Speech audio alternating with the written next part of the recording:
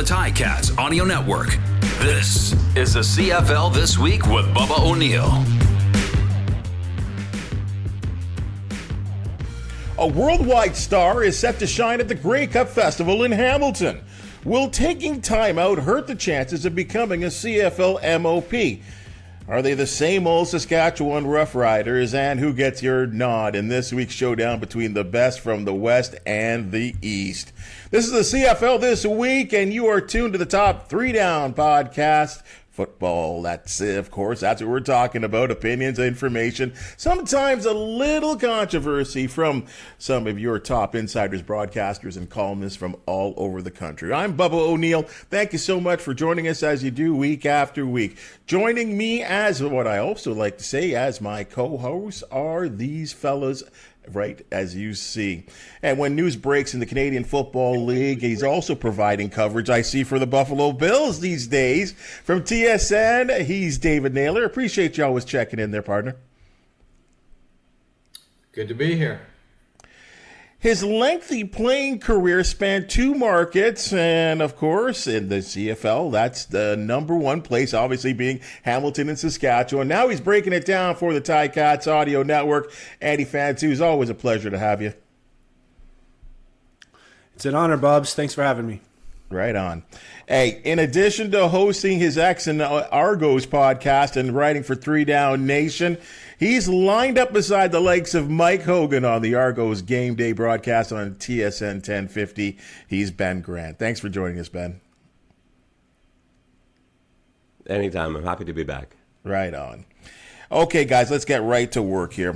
We've got so much going on these days, but I mean in the Canadian Football League. But we got some breaking news. Throw you a little audible. Carrie Underwood to perform on the Friday of Grey Cup week in Hamilton. Dave Naylor, big get or not?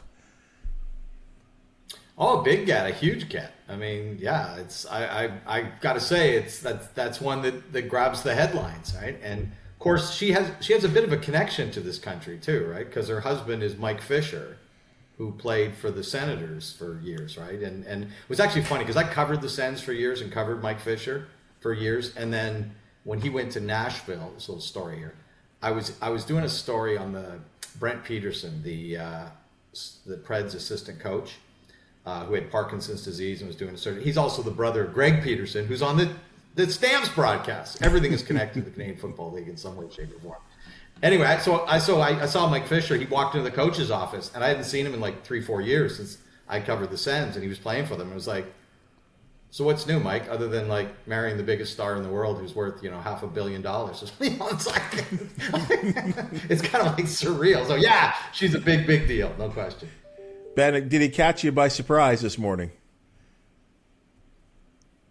A little bit, yeah. And I like Dave said, I think it's a huge deal. I know people like to critique whoever the CFL gets for halftime shows for any kind of performance, it seems, even when they do a great job with it. Like we saw with BC last year and some of the artists that have been brought in by various teams. I think it's outstanding. I think this is a great get. And I always like to look on the positive sides anyway, but how can you not with a star like this? So, yeah, good job for the CFL.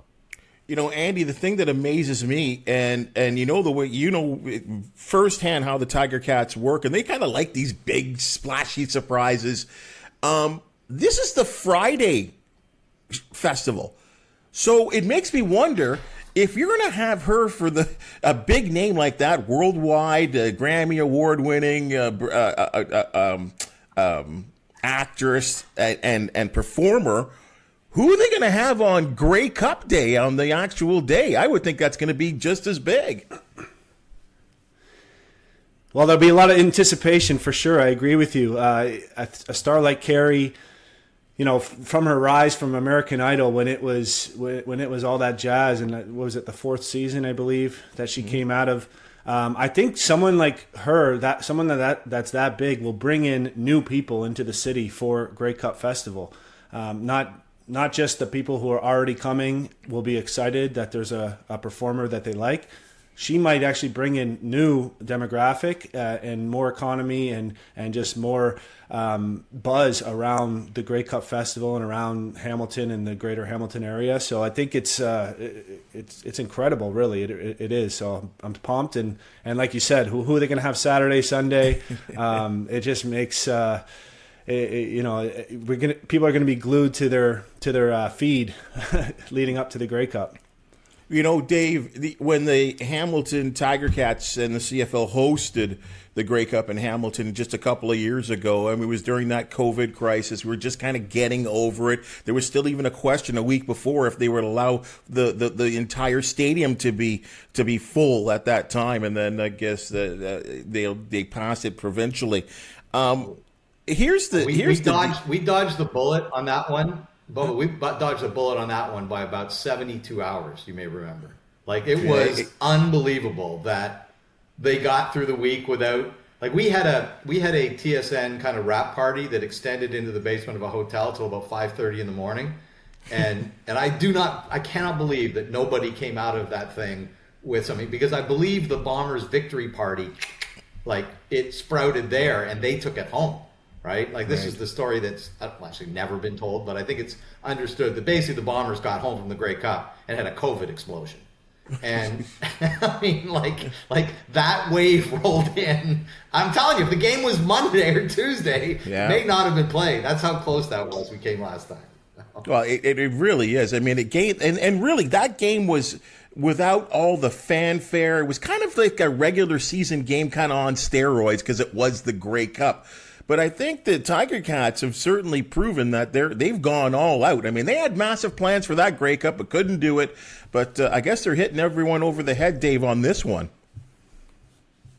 Yeah, I think that's part of it, right? Is the idea that it was, I call it kind of the excuse me Grey Cup, right? We're having a Grey Cup, but it's not, the Grey Cup in your face the way you know it. So, yeah, and look, I thought they did a really good job on the one 2 years ago. And I should mention, I have to get back to some people with the Ticats later today, because once again, the Grey Cup media party will be on the Wednesday night, and the Ticats did a stupendous. This is the easiest gig I have. I get to be the host of this party, and somebody else does all the work and pays for it.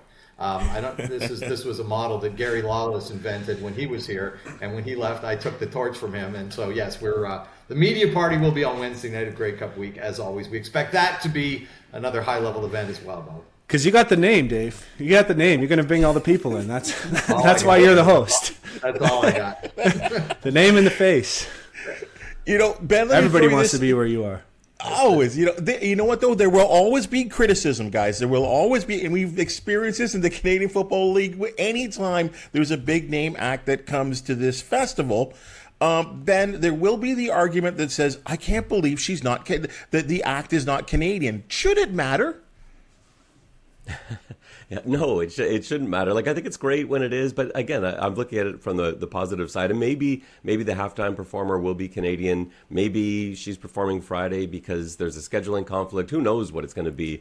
But yeah, we're used, covering this league. We're used to there being criticism for every decision made, even when they're clear winners. And yeah, just getting her on the Friday is a big winner. If they get a Canadian halftime show, terrific. If not, that's fine too. Just enjoy what they do have. It'll be excellent no matter what. We know Hamilton has been a great host. I expect them to be even better this time through because they've done it recently. So it's a lot of the same people involved. They know how to tie together things that maybe they wish went differently, or how to improve upon things that already went well. So yeah, I think let's not worry about who the act is or whether they're Canadian or American, whoever. Let's enjoy a celebration of Canadian football, and that week is going to be fantastic in Hamilton. Okay, let's get to the field, guys, and I'll come to you, Andy, on this one here. Obviously, the Argonauts are in a situation right now where they're starting to rest players. We've already seen it with the likes of A.J. Ouellette, Andrew Harris a little dinged up as well, missed the game against the Tiger Cats, a victory last weekend. Chad Kelly is in a situation where he is a definite contender for most outstanding player. I mean, you could argue against who he's going up against. Obviously, Zach Caleros, a two-time winner. But there's a belief that they may have to rest him because there are so many weeks leading up to the East Final. Will that hurt his MOP chances if he takes games off? Well, absolutely. It has to hurt his chances. He's not going to put up stats in those games. He won't come. Like I don't think that's even a question of would it hurt his chances. Now, could he still win if he rests a game or two? Yes, he could. Will they rest him is a different question. I think it'd be smart to give him some time off. Depends on, I think it could almost be game to game, and it could be how the game flow is going. If he's in a game where he's taking some hits, taking some sacks, maybe lands a little awkwardly, I wouldn't be hesitant to bring him out of that game. Not necessarily needing to say, okay, you're off this week completely. So that Ryan Dinwiddie could handle it a few different ways. Now, I think Pinball Clemens, Ryan Dinwiddie, I don't think they're too concerned. I don't think they're overly concerned with Chad Kelly winning MOP. I think they do. It does matter to them. Chad Kelly is their guy. They extended him, paid him the big contract. So I do think they would like to see MOP be in Toronto and be Chad Kelly. So I think that plays a little bit of a factor, but not at the expense of not being healthy and 100% for the playoffs. They do have a bye, obviously, in the first round of the playoffs, so that helps with a little bit of rest. But I don't have a crystal ball, but I would think that he would be almost in a game-by-game situation. It would happen game by game. If he was getting big hits, they might want to pull him out if the offensive line wasn't holding up for whatever reason, which is unlikely based on what they've done all season. But that's how I kind of feel it going out. But if he does sit, if he doesn't play another game and misses the final 5 games of the season, it's for sure going to hurt his chances because he's just not going to have the stats that other people will get if they play every game. Dave, you have a vote in this, and I mean, obviously, I'm not going to ask for your vote on who you want as MOP, but does that affect your thinking and the way you would your approach to maybe the 2 or 3 finalists that you have in your mind? Well, I think it depends how many games he doesn't play, and from what I understand, the Argos. And I talked to Ryan Dinwiddie about this briefly last week. That he was going to sit him for 1 game for sure, probably a second one. So you're talking about him missing 2 full games. And after that, it was going to be kind of like, he described it as sort of like a preseason game. And it could be one of 2 things. One, like Andy described, hey, if you see him, that they've got a protection issue, you're not going to let Chad Kelly play in a meaningless game where they've got a protection issue and he's going to take blindside hits and ruin your season. That's one. But the other one would be if he goes in there, like in a preseason game, sometimes you put your guy in, and if he runs 3 straight series, you get him out because you've seen that he's on, he's locked in, he's dialed in, he doesn't need to work any. It could be that kind of thing where Chad goes in and bang, it's touchdown, field goal, touchdown, and Ryan just says middle of the second quarter, okay, I've seen enough. I've seen that my guy's locked in. He doesn't need to play the last 2.5 quarters of this to show me anything else. So there's some different scenarios that Chad could come out of game. For me as a voter, again, barring the missing 5 games or 6 games scenario, which I don't think we're going to see, it would be just basically judging the respective players on the meaningful football that they play. And if Chad Kelly played 15 meaningful games and Zach Collaros played, he can't play 18 because he already missed 1, plays 17, so there's not going to be enough of a gap really to swing it for me. I'm just going to look at it overall on performance, and I don't think this would affect my mind if he misses a couple of games. Ben, you're at Argos practice. You've seen every snap that Chad Kelly's taken this season. What do you do with him?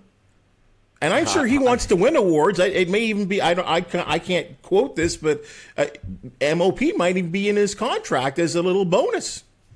Yeah, I think it is. And if it were me, I would sit him as much as I could without risking getting him rusty. I think it's going to be like Dave said. I expect him to sit 2 games. I think that's going to be the formula. Because the problem is, it's not just about him too. You got to consider the offensive line. Those are guys that they want to get rest as well. Those are guys that deserve rest. They're trying to rotate players through instead of Chad is not going to be in a game without his starting offensive line, right? Exactly. So you can't like, okay, we'll rest the line, but Chad will play. So if you want to get the line rest, it means you're getting Chad rest as well. And I think those guys need a couple games too. They're, Isaiah Cage, he's banged up left tackle. The rest of the line has been pretty healthy. But it's a long, grinding season for those guys. And so healthy is sort of with air quotes because, they can't be feeling 100%. Those guys need some rest. Chad needs some rest. And at the end of the day, it's, as an organization, it's not about winning most outstanding player. It's about winning Grey Cups, and they've got this luxury. It's almost too much of a luxury. 6 games it's a lot. To have a third of your season that doesn't matter in the standings is not normal. But they've got to take advantage of that and use this time to get guys healthy. And if it means guys miss out on awards, well, that's what it means. You sacrifice that for putting yourself in the best possible position to win a Grey Cup. And so I think Chad will probably rest. And I do think it will affect him. And I do think it's not like he's going up against nobody else. Like Zach Collaros has outstanding numbers. It's possible Collaros would win the award even if they all played the remaining games anyway. True. So, that's I don't think it's something they can think about. They've got to focus on doing what's best for the team to win a Grey Cup. Okay, that's all fun and dandy, but let me get the player's perspective from Andy here. You're having a great season like he is having right now. And again, the caveat of just, hey, being the MOP, that's a big deal, I'm sure. And again, even with your contract, I mean, and especially if you're feeling like you're in a groove and you've been playing well all season long. Andy, how hard is that for you to accept being benched in a sense for rest? Well, I think team always is going to come first in this kind of scenario. And he came in at the end of the Grey Cup last year and sort of helped them, lead them to victory, and to come back as the starter with a lot of uncertainty around how you're going to play, how it's going to go 12-1, and if he was to rest this game, for instance, to sit out and then be healthy and come back and win another Grey Cup, that would be far more important than patting my stats for a chance to win MOP. He's got a lot of years, potential years to play in this league and win that award or get some personal achievements. But I think team is always going to come first, and I'm sure him and Ryan Dinwiddie are making this decision. They're probably making it together. Now, ultimately, it is the coach's decision, but I'm sure they're talking back and forth and on the same wavelength in this case. Yeah, let's not forget too about getting Cameron Dukes and Brian Scott some time. Like, that's almost as important. We saw what happened with Toronto in the Grey Cup last year. McLeod Bethel-Thompson gets hurt in the second half. Chad Kelly needs to come in. Chad Kelly had at least had one full game. He hadn't had much playing time otherwise last season. A few snaps here, a few snaps there. Cameron Dukes and Brian Scott have had very little time at all in the CFL. It's been kneel downs and a few quarterback sneaks. And so those two games are just as valuable for them because there's a huge drop-off from number 1 to 2 and 3 in Toronto, far more so than I think you have in Winnipeg, for example. And so they need to get those guys elevated a little bit so that if they do get to the Grey Cup, or even if it's in the East Final, if Chad goes down for whatever reason, they don't want to be sending in a guy that hasn't even stepped on the field for a meaningful snap. So, if they can get those guys a game each, that'd be great. If they can, platoon them for 2 games, whatever it is, I think that's almost as valuable as the rest for Chad. And fair to say, Dave, that when Dukes did come in that game in Calgary, that's the game they lost, and he didn't play well. No, he didn't, and we don't even have anything to measure it against because we've never seen Cameron Dukes other than in a preseason game. I mean, the Argos have the weirdest quarterback room for a reigning Grey Cup champion. Like, they had combined one start at the start of the season. One Chad Kelly start in week 21 last year. That's it. And that, we talked about that a little bit early in the season about the lack of depth in the quarterback room. And then when Chad went off and all the attention's on him and what he's doing week to week, we kind of all forgot about that, right? And then he gets hurt against Calgary and it's like, what about the backup situation, right? Like, all of a sudden that got moved to the front. But, to Ben's point, it would take one hit in an Eastern Final to make that the number 1 story again, right? It's sort of the thing we don't talk about until we talk about it. So, look, I don't think you'd have to be a genius to think that if Chad Kelly gets hurt like this week against Winnipeg and is somehow going to be out for an extended period, whose end of his season comes, how fast would the Argos be on the phone to McLeod Bethel-Thompson? Like, got to be real quick. As we say sometimes, don't ignore the obvious, right? Like that would have to happen, you would think. So I think if there was an injury that happened out of, where there's time to make a roster move, they maybe do have a plan B that they probably aren't talking about. But if it's in game, there's no plan B. So I think Ben's point is really well taken. I found this really interesting that following their 36-28 loss to the Ottawa Red Blacks, Roughriders head coach Craig Dickinson told his fan base, and I'm sure any coach would say this to an extent, but it's how he said it. Stick with us. It's a different vibe this year. Ben, do you feel like anything's different with the Roughriders compared to what we saw last year? It's hard for me to say, not being around the team day to day, not seeing them. Like I get a sense of the Argos vibe from practice, from talking to the guys, and I don't have that with Saskatchewan. But what I will say is they're in a situation that no football team wants to be in. They planned to start the season with Trevor Harris. He was their guy. And don't forget, Jake Dolegala wasn't even on the depth chart week one. He was the fourth string quarterback. It's, they with Mason Fine and Shea Patterson, Trevor Harris, this is plan D right now, and they're in a playoff position. I think they've actually done very well considering all the things that have been thrown at them. You look at the top four teams, I think we can safely say Toronto, Winnipeg, BC are the top three, somewhere, whatever order you want to put them in. And I think Montreal has probably made a pretty good case for four. Those are four teams that have had the starting quarterback they planned to have week one. Everyone else, Calgary being the odd exception, is on their third quarterback, if not fourth. And so to look around at the Roughriders and say, well, this, what's their identity? What's the mood of this team? They're with their fourth string quarterback and they're sitting in a playoff spot. They've beaten the Winnipeg Blue Bombers at home in a huge, huge win. They're getting way more out of Jake Dolegala than anyone was able to in Cincinnati, Green Bay, New England. Kelly Jeffrey, I think, has done an outstanding job. I'm a big fan of his. And so I'm willing to take them at their word, and I'm willing to wait it out. I don't think you can judge Saskatchewan. I don't think you can judge any team that has had to endure the situation at quarterback that Saskatchewan has. So I'll take Craig Dickinson at his word that it is different, and I think you've got to give them time and see what happens in that quarterback room going forward. Andy, no doubt it was a tire fire last year what happened, the way they started the season and the way I think they were 4-0 out of the gate and they just fell apart and didn't even make the playoffs while hosting the Grey Cup at that as well. Do you feel like this is a team that's a little bit more competitive? It's hard to say more competitive. I agree with Ben that there's certainly two tiers in the league right now. And after those top three teams, I would put every other team in the same tier. That anyone could beat anyone, and the teams that make the playoffs, and it looks like Saskatchewan is likely to make the playoffs. They could surprise a team. They could beat Winnipeg again like they did, but they also got blown out in one of the most lopsided games in the history of the league. So I think, it's a different vibe this year. Sure, they had the merry-go-round at quarterback and receiver and different positions. Hard to have growth without that consistency in your lineup. But I think it's one of those sort of play on words, I guess, to keep the fans engaged more than anything. If I'm going to be honest, it's just stick with us. We got a chance. Yeah, you do. So do three other teams that are going to make the playoffs, but it's a lot less likely than the top three teams of actually getting to the Grey Cup and winning it. Dave, did you get that sense too?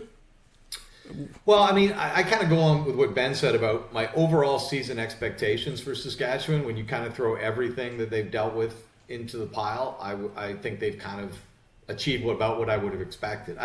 I think the game against Ottawa may have been a bit of a confidence shaker because I think Saskatchewan lost that game as much as Ottawa won it.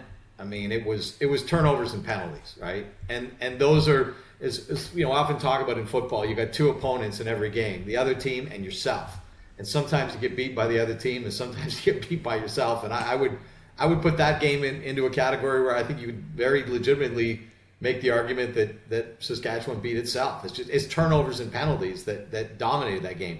And those are things that can shake confidence in a fan base, right? When they see those kind of things, because it's like, well, it doesn't matter who we play. If we go out and take that many penalties, turn the ball over that often, we're not going to win. So I don't know if that's specifically what Craig was addressing, but that would be like red flag territory for where this team. And I think what he's also probably trying to guard against is this sense last year that the season slipped away on them, right? As the further they got down the September-October road, it was just, when can we get this thing over? You have the loss of faith in the quarterback, and everybody knows that there's change coming, and we're just trying to get to the end of the year. I think it's probably that feeling he's trying to keep at bay, right? That here we go again feeling, because when you put the loss in the Banjo Bowl, up against blowing a fourth quarter lead against Edmonton, up against beating yourself with penalties and turnovers in Saskatchewan, or in Ottawa, excuse me, it has been a bit of a, excuse the pun, a rough ride the past 3 games for Saskatchewan. So the direction of things is not necessarily inspiring confidence, I would say. Dave, right back to you on this one here. I thought the Lions, it almost like I don't know how much they were working and how much Coach Phillips was working on a scheme to slow down the Edmonton Elks, their offense, obviously, who have been directed so finely by Trey Ford and his various talents and developing talents. And one of those talents is his ability to run the football. And he ran for 43 yards in that game. But really, if you examine the game when it had any closeness to it, he had ran for 10. I mean, no one's done that so far. Is that the blueprint to stopping Trey Ford?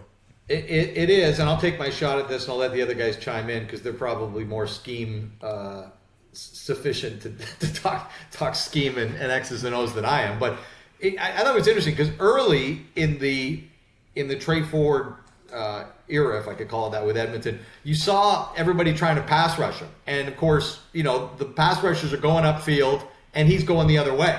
And once he gets that step, right, and they can't reverse, by the time they've reversed direction, it's too late. And so he's gashing teams. And then you saw teams say, well, we're just going to kind of gently pass rush and kind of wall off at the line of scrimmage and block the run lanes and challenge Trey Ford to throw the ball against us.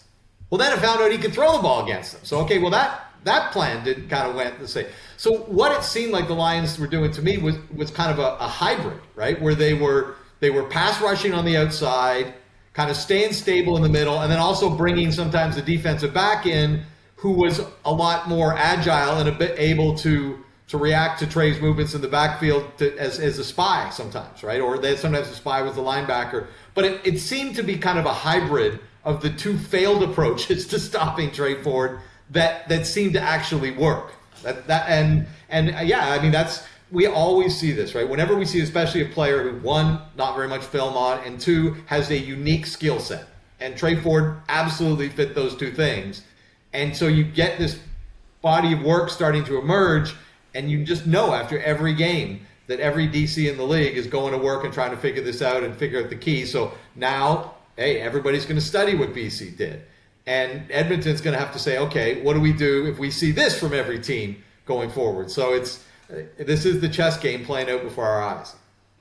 Andy, is this kind of what you want to do on defense, or at least I can think about, I'm just off the top of my head, some running quarterbacks over the years, Nealon Green, Kevin Glenn in his younger days, Dunnigan early in his years, he used to run all over the place. Is it saying to yourself defensively that, you know what, we do want to make him a pocket passer, and let's be burned that way if we're going to be burned by this guy? Well, I think he's shown that he can throw the ball from the pocket, but he has that skill set, like Dave said, that it is unique, and that's the beauty of football. It's the journey of a season, a journey of someone's career. It's all about adaptation, and football is all about a game of repeating, recycling plays, trying to mimic what other teams do that are successful. So once something has been successful, teams are going to try to repeat it. Not all teams have a guy like Trey Ford, but from the defense perspective, there's certainly going to be the teams are going to try to mimic what the Lions did against him. And the Elks are going to try to tweak it and try to stay on top of it. And that's just how it's going to go for Trey Ford. The more games he plays, the more film that's out there, the more people are going to know his tendencies and what they're trying to do to have success with him. And it's just a continuous evolving line, or a continuous evolving prototype of what you want to do on defense against him, because Edmonton's going to be evolving, and then the defense is going to try to keep up or get ahead and get in front of that. So it's the Lions did a great job last week, but you got to remember the Lions were considered possibly the best front seven or front four in the league at the start of the season, and they kind of went a little bit quiet in the middle of the season, and then another night like last week where they have 6 sacks. Let's not forget about the BC Lions pass rush, because these guys are serious. And every team has those games where they just can't quite find the rhythm, and that could be one of them. You could see him go against BC again and totally have a different outcome where he's running all over them and able to have a lot of success. So football is you find that the flow of specific games kind of goes in a certain direction, and you got to just play the game to however you can to win that game, and not think about what's happened over the history of a certain player, over the history of a season for an offense or a defense. It really is a game-by-game kind of thing, in my opinion. Ben, he's so unique in the sense of, we just don't know how to categorize him yet at this point. He has had so few starts, but yet they've been so dynamic. I know we use that word a lot, dynamic, and he's so athletic and that kind of thing. But, but it was a blueprint, is that kind of what you got to do with a guy like that at this stage of his career? Well, I sat down Sunday morning to write an article about what BC did defensively, and I couldn't write the article because as I started tracking like how they took care of Ford, there wasn't really anything different that anyone hadn't done before. It's kind of like you guys alluded to before. There were a couple little things that were different. Like they had Woods, Sladek, and Varga all on the field at the same time quite a lot, like 3 middle linebacker type bodies. That was kind of different, but that was more in response to Edmonton's personnel groupings. They were just playing really sound, disciplined football. Like Dave said off the top, they weren't getting too much depth in their pass rush around the edge. They weren't really creating huge gaps for him to step up through. The defense is also really good. Like the corners are pretty locked down. They've got a really nice secondary, and they were generating a lot of pressure up front without getting out of their lanes, without losing position. I think part of this is on Ford, too. Not that I want to blame him for this, but he had some opportunities. There were a few plays where he could have, and I think in previous games he might have taken off and gotten a few yards where he did break contain or where he did slip up through the B gap and then look to pass and wasn't able to connect. So I think there were some things there. That's probably what he'll see on film this week, is he'll see some of the opportunities where he'll look at it and say, you know what, I probably should have run here, or I could have really challenged the corner to step up here and gone over the top, or whatever it is. But yeah, in terms of what BC did, I think it's going to be hard to duplicate. Essentially, you've got to play really good disciplined football. There's no magic that they came out with. There was no magical scheme that everyone's now going to be able to suddenly run, and Edmonton will no longer be successful. Well, the other part of everything you see that is some of it is scheme, some of it is personnel, right? And I think one of the things about BC's front, they're a little undersized compared to some teams in the league, which in some matchups could be a bad thing. But when you're trying to when you're trying to contain and get in the lanes and keep Trey Ford contained, those became advantages. So not everybody is going to have the same personnel to try and do it the way BC did it, against them. One thing that was kind of neat was they did sort of like almost like a foosball spy. Like if the guys on the foosball that go together, they're always so they would do that with their linebackers. A couple of plays, they didn't run it a lot, but those guys at depth would be kind of mirroring and keeping him inside the two of them, and they were able to close if he tried to step up. And that was a little different. But again, it wasn't like they were running that every play. It was just a couple times that stuck out. But yeah, like Dave said, like you guys have all said, this is. It's all well and good to watch the tape and say, well, let's just do that. But yeah, if you don't have those bodies, and BC does have a really good, probably a very underrated defense now. They were supposed to be great this year. We kind of forgot about that in the early stages of the season. But yeah, they looked really good. Each of their defenders playing a solid, disciplined football game against Edmonton. Andy, is it important for Trey? I mean, because he's going to hear, get the accolades, but there's also going to be criticism, and there's going to be people like, hearing us in the media that say, he's got to be a better passer. Is it important for him to continue to develop his game? No doubt, but to kind of, lock out the noise? Yeah, certainly. I think all players are pretty good at locking out the outside noise and just focusing on what's happening inside the organization. You're gonna watch that film, like Ben said, and you're gonna learn a lot from that. And maybe that was a game where he was trying to be a more pocket passer. Maybe that's what him and his coaches were talking about. Like, let's work on this right now. And that could change this coming week and the weeks to come. So it'll be, it's a blend of, you're kind of working on the whole package, but you're also trying to win football games at the same time. So you got to be careful of taking too many hits. You got to be careful of not using your skill set to create enough yards on the ground with your legs. So it's a balance there that he's going to learn from each and every week by watching the film, by talking to his coaches, and just figuring out what's going to work best for that team to be successful.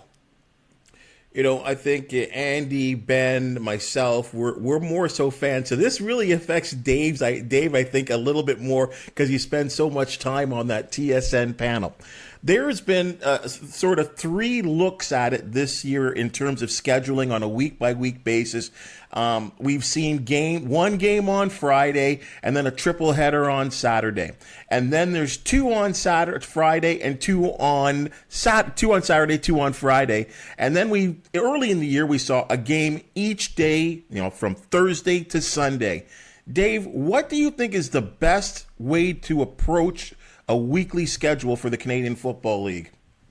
Well, I think we found something this year with Sunday nights. And I had an instinct that I thought that was going to work. When the schedule first came out, it just jumped out at me and said, holy smokes, we're playing Sunday 10 of the first 12 weeks. Like, we never play Sunday, right? Like, basically the only Sunday games in the whole schedule before this year were in Montreal in the fall because they can't use McGill on Saturday because it's university activities. And part of that was done to accommodate American television, I believe. Like, American TV wanted you notice those Sunday games were always 7 Eastern. No matter where they were played, they were always 7 Eastern. That was just to give you a consistent time for American TV. But I think they stumbled into something that worked out pretty well for Canadian TV and Canadian viewers in general as well. Now, that's going to lead to the discussion, can you push that beyond Labor Day? I would not do that. Like, I would take a knee and concede Sunday night to the National Football League. It's not just the most popular NFL game on the schedule. It's the #1 show in television. Period. Ratings-wise, is Sunday Night Football, NFL. So, whether it was a football game or, especially, that. So I would not push it beyond. As you guys know, not my kind of decisions at TSN. I'll show up whenever they tell me. That's fine. No one asked me. But that's just for the purposes of our discussion today. I think the Sunday thing was marvelous, but I wouldn't push it. And I'm fine with the league being a Thursday, Friday, Saturday, Sunday league until Labor Day, and being a Friday, Saturday league after Labor Day. I think that works really well. Now, we're going to take another interesting step away from Sundays when we get to the playoffs this year, because as you guys are, I'm sure, aware, both the Eastern, Western finals and semifinals are on Saturdays. I think that's to try to play into the idea that, hey, we're a Friday, Saturday league from Labor Day on, right? And why wouldn't we try and just ingrain that a little more by playing our playoff games on Saturday? And we obviously don't. Going up against college football is a lot less than going up against NFL, because college football fandom in this country tends to be very spotty. NFL fandom in this country tends to be very solid. So I get the rationale. I think it's always the challenge is, when you change something, sometimes people, especially in the CFL, it seems, people don't always respond very favorably to it. We're a very traditional league, and in some ways. But right now, I love the schedule: Thursday through Sunday up to Labor Day, Fridays to Saturdays after that. So Dave likes a game each day for 4 straight days. What did you like so far? Because like I said, we've seen, again, one more time, one game a week from Thursday to Sunday, one on Friday, the triple header on Saturday, and then 2 Friday and 2 Saturday. What does appeal to you? Because you're a guy that's got 2 young children. Yeah. Well, I actually agree with a lot of what Dave said. I think that playing on Sundays before the NFL starts is very smart, both for the local town hosting the game and people want to attend the game, and for viewers on TV. You're going to get a much bigger market and much more audience playing on Sunday before the NFL starts. People want to go to the games.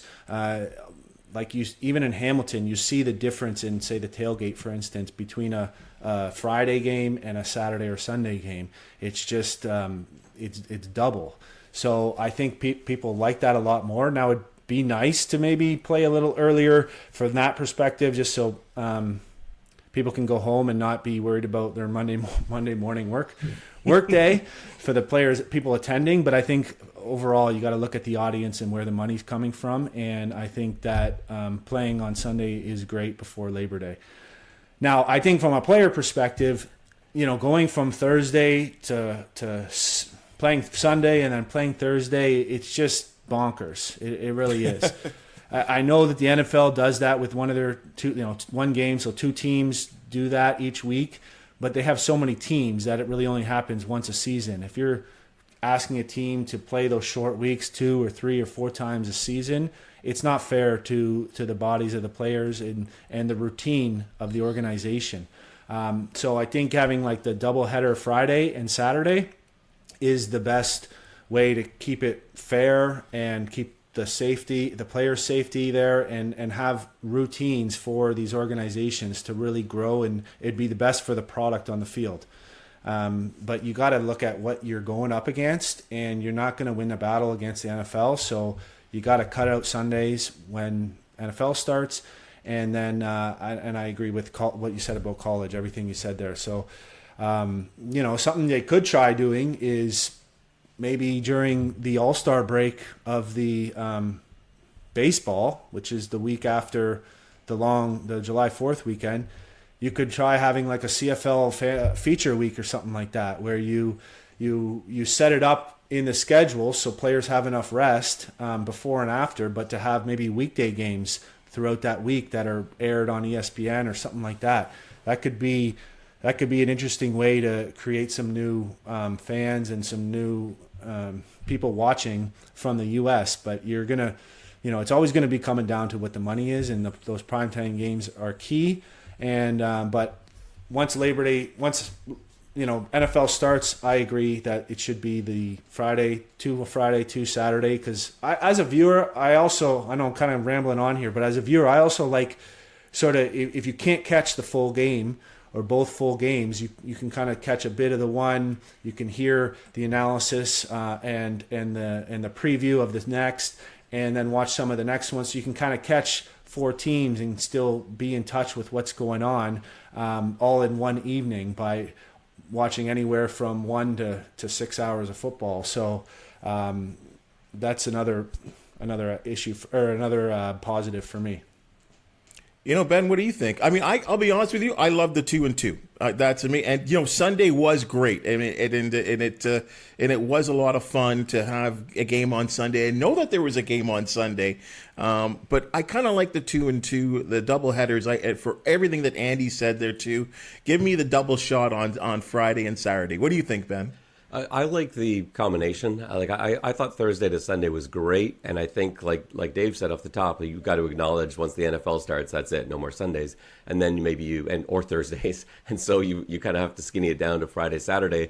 But like Andy said, from a player's point of view, this is terrible. And let's not forget too, the odd number of teams really handcuffs you in terms of how you schedule this. So not only are you asking, like with a 9-team league, to have teams have short weeks continuously, and some teams have had nothing but short weeks, it seems like, all season long. but you're also having the odd number to work with, and it just makes scheduling this really tough. A 10th team maybe changes the conversation a little bit. So from a player standpoint, I think, players union would be arguing, let's just do Friday, Saturday. And I think I fully get that. From a league standpoint, though, or a fan standpoint, the Thursday to Sunday works great. And then double it up Friday and Saturday once NFL kicks in. Let's talk some There's games, guys. Okay, one more ahead, thing. Andy. Yeah, just one more thing to add.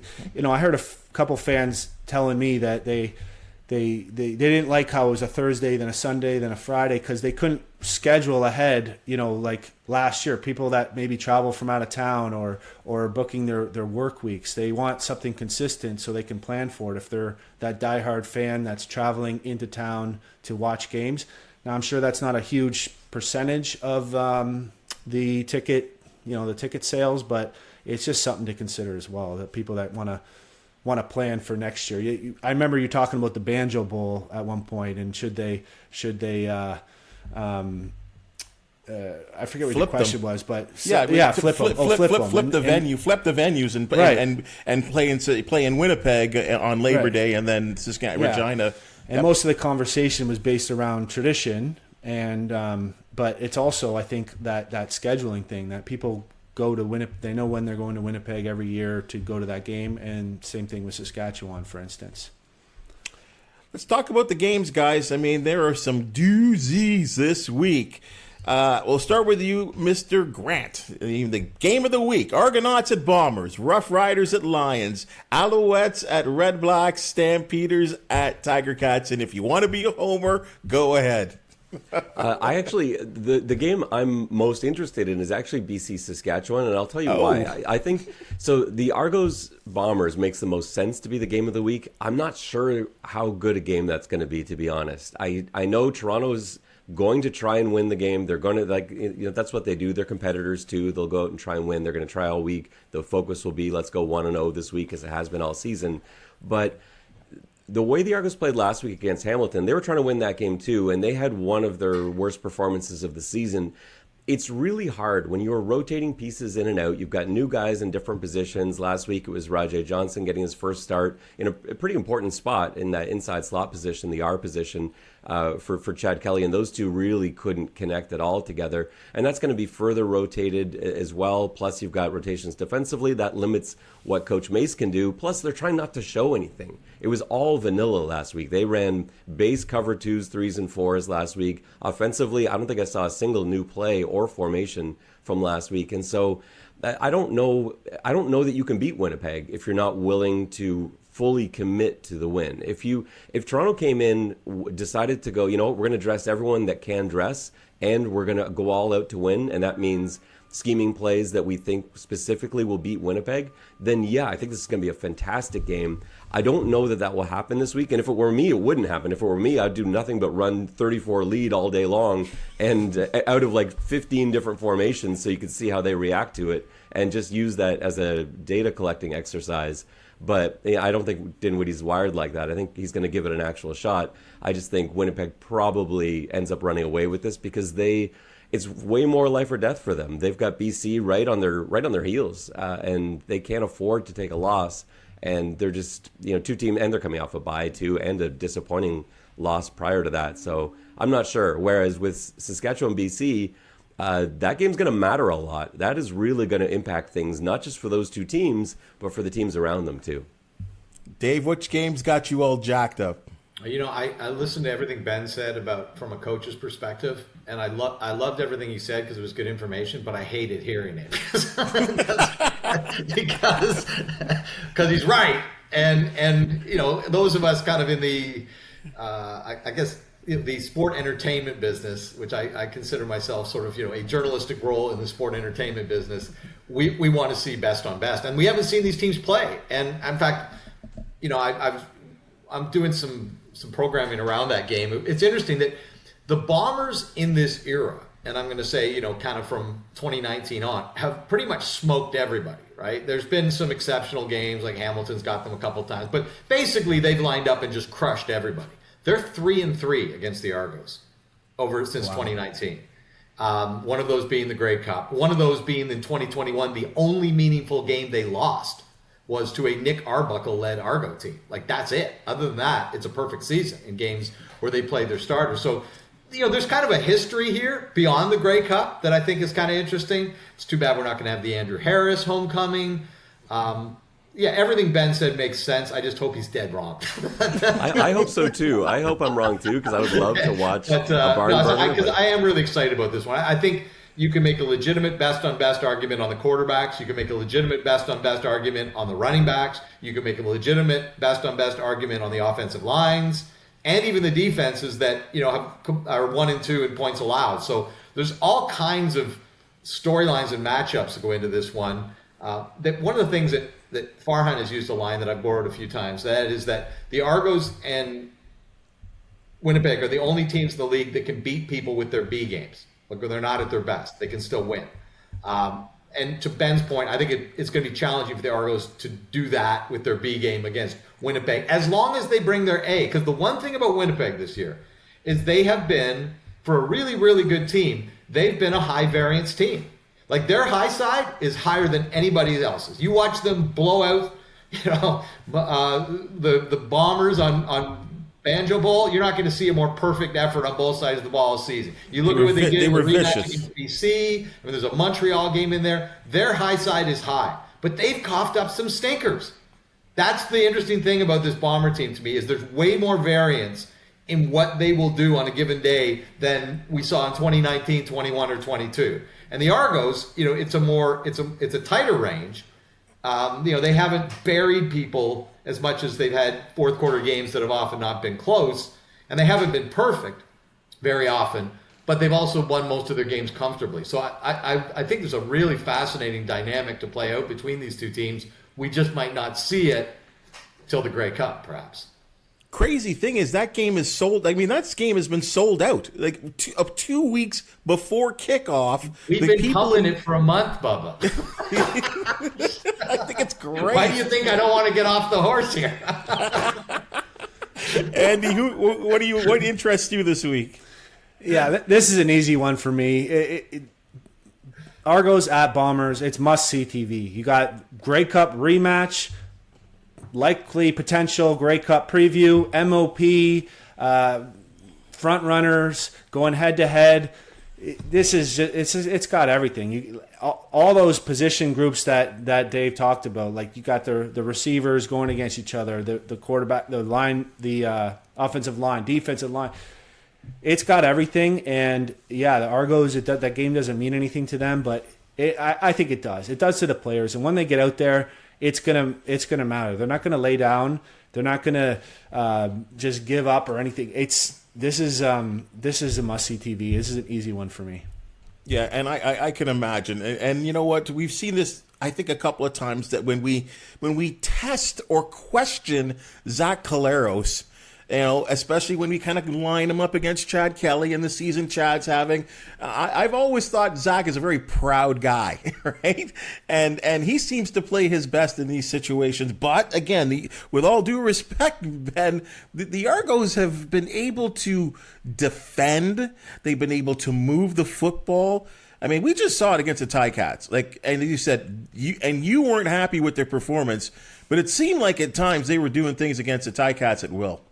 Yeah, and that's the thing. They're a really good football team. Like, Toronto is a highly gifted football team. They don't really have a lot of holes. Now, there's some holes they're starting to develop with injury and with rest, but as a team, they're extremely solid. And I think the defense is better than their yards against number looks, because they do sort of embrace that bend but don't break philosophy a lot. And they also are a team that kind of plays for two quarters. They play for the first and the fourth. They're excellent in the first and fourth quarter. They go to sleep a little bit in the second and third. It doesn't really matter. It hasn't really mattered. And yeah, they were sort of sleepwalking their way to a 15-point win over Hamilton, despite the fact that Hamilton needed that game desperately and Toronto didn't need that game at all. So they can do that.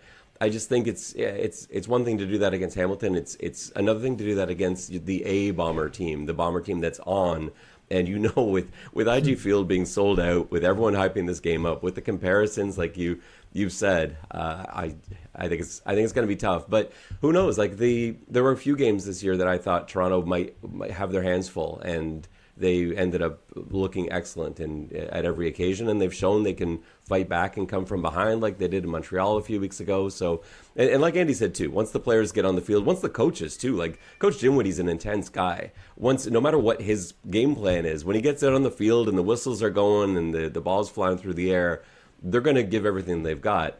I'm not sure it will be enough given the sort of the governor that has been placed on what they will allow.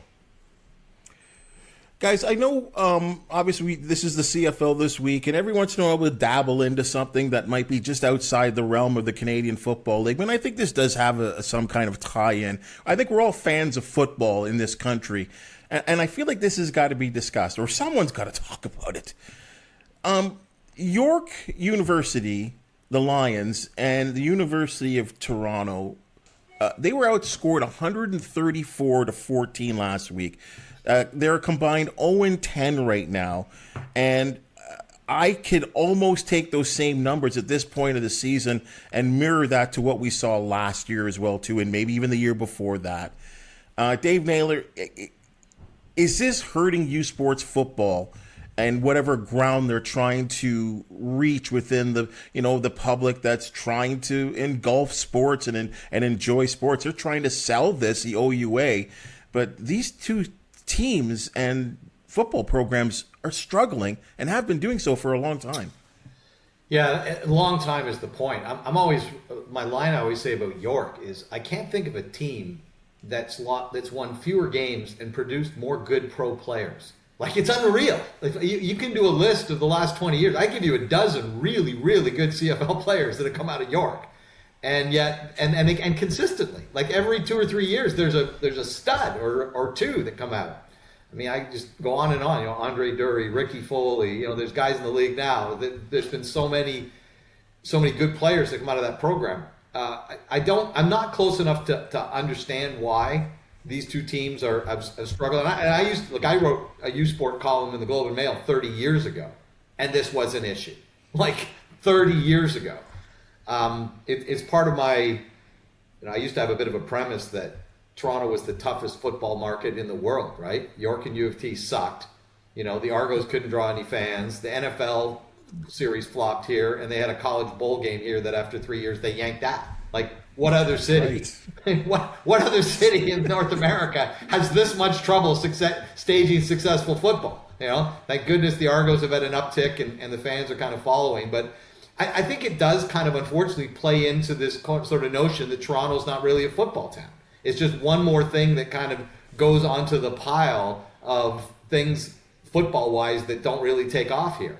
So that's kind of, I'm giving you sort of a 5,000-foot view of it, in the bigger picture of Toronto football. It just, there are a lot of good players that come out of this city. Most of the good players come out of this city now come from other parts of the GTA, not Toronto proper. Because of what's happened to football in this market, but I'd love to see, that element of ours just be a little more competitive. Because as you say, it's not like we're doing this conversation at a rare dip for these programs. It just feels like this is endless. Ben, it's crazy to me. I mean, let's just roughly say Toronto's got 5 million people. I mean, is there not? I mean, the amount of kids that we're putting in other sports, in hockey, obviously, basketball is on the rise incredibly. I mean, especially coming out of Brampton, like the U of T varsity Blues and the York Lions can't attract or recruit kids that want to play football. I mean, out of the city, like it's surprising to me that they can't correct this or turn the corner. I mean, look at Windsor. I mean, Windsor have been doormats for years, and now they're 5-0. They've got a program running there, and it's been steadily improving. For sure, and it's a tough fight, and like Dave said, it's been going on forever. You go back to, like Dave's talking about 30 years ago, there were 7 players at their first day of spring camp in 1993. Like, this is not a new problem. This has been going on for a long, long time, and both York and U of T went through those horrendous losing streaks.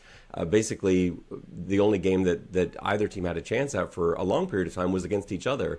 And but even when the teams were succeeding, because there have been some good York teams and certainly some good U of T teams in recent years. Well, recent's maybe not the right word, but in the last couple of decades, and that really hasn't been noticed either. I've coached high school football for 20 years, and I've had players go to all OUA teams, and I haven't had a lot of people excited about going to York or U of T. That's never the first choice, even though they're from the GTA, they're around, they're certainly closer. They want to go to Western and Queens and Mac and the teams that have shown success, because it's just really hard to recruit.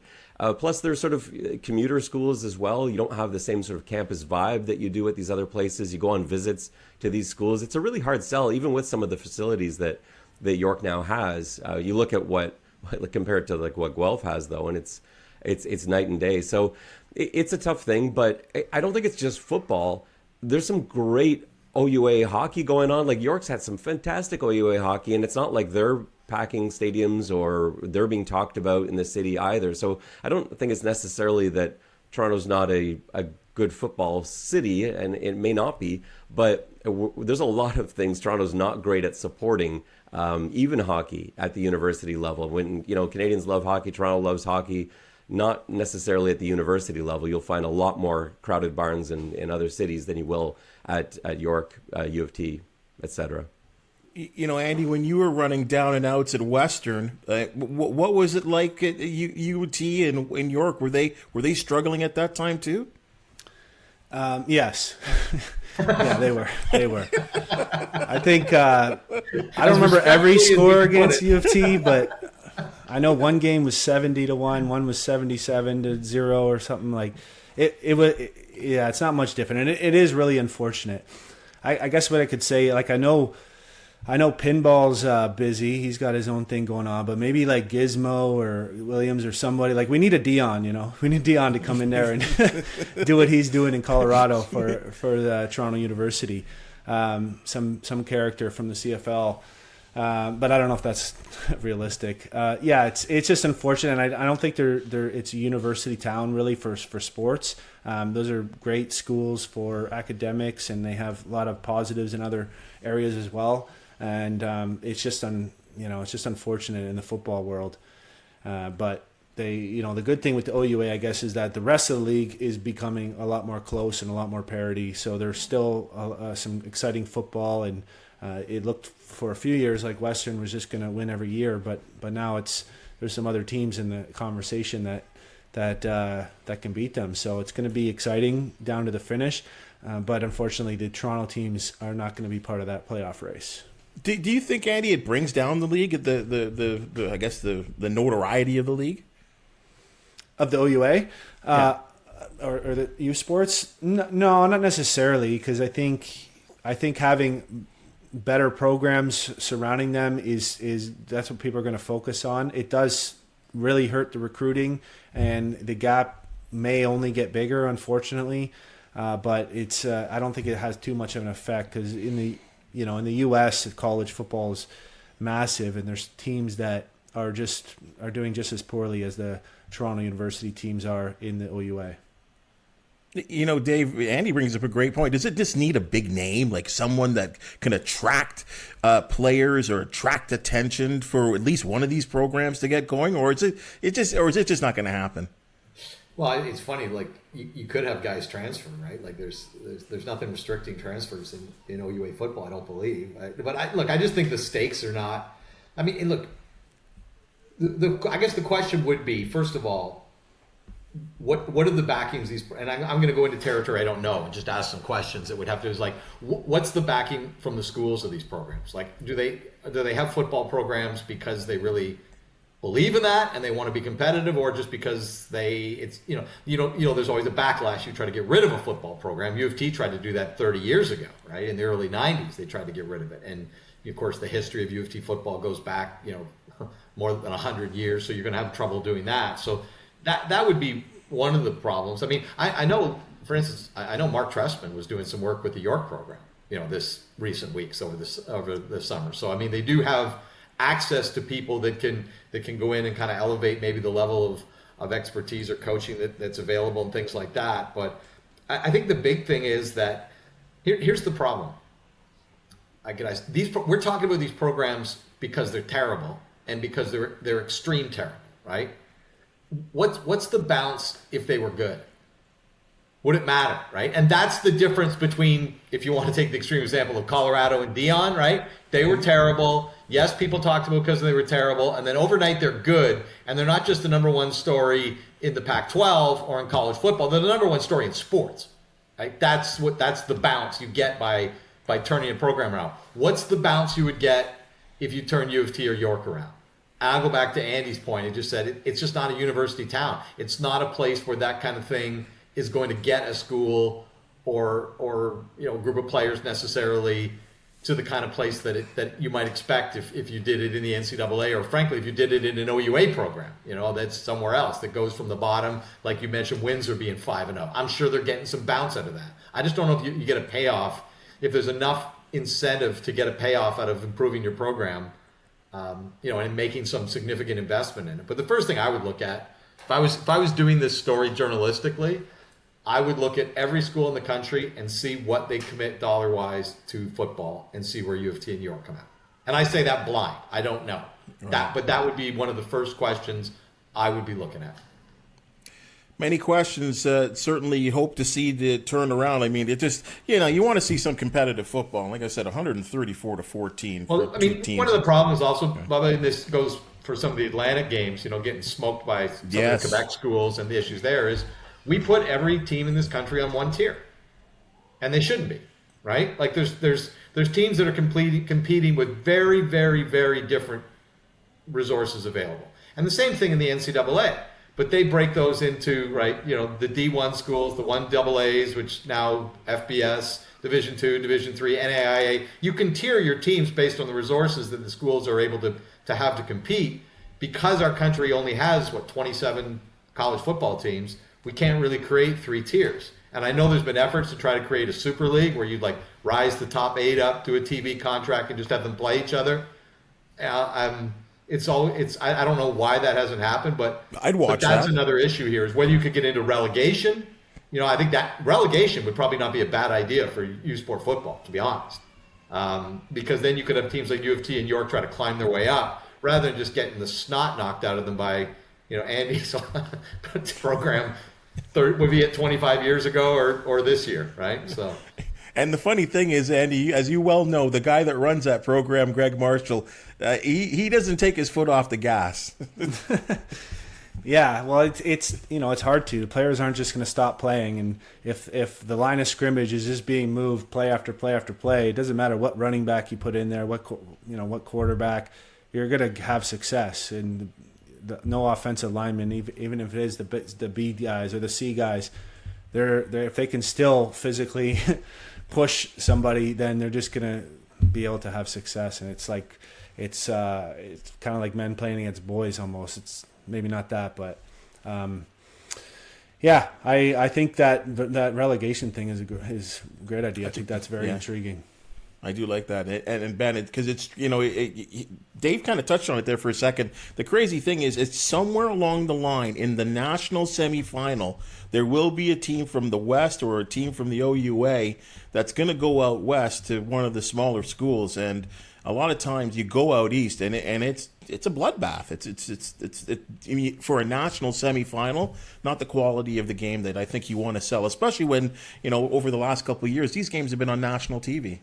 Yeah, and those are the things that I think aren't good for U Sports, more so than how York or U of T is doing week to week. I think when you get into playoffs, and now you've got these blowouts, and we've seen that a few times, not every year, but yeah, you'll sometimes see those cross-country games where there's a 50-point margin or something close to that, and that hurts U Sports. And so, yeah, I'm in favor of the tier thing. And just to add on to what Andy was saying too about some of the problems once you get second and third strings and Greg Marshall and so forth. It's not that that Western's trying to run up the score in those cases. It's that it's almost worse when the second, third string guys get in there because they never get to play, and they're excellent football players who could start for any other school, and they've got one game to put on tape here, and so they bring it even more than the first string guys were bringing it. So when it's like 40-0, now you're in trouble because now the second and thirds are coming in. You better watch out because they're going to be lights out for the rest of this game.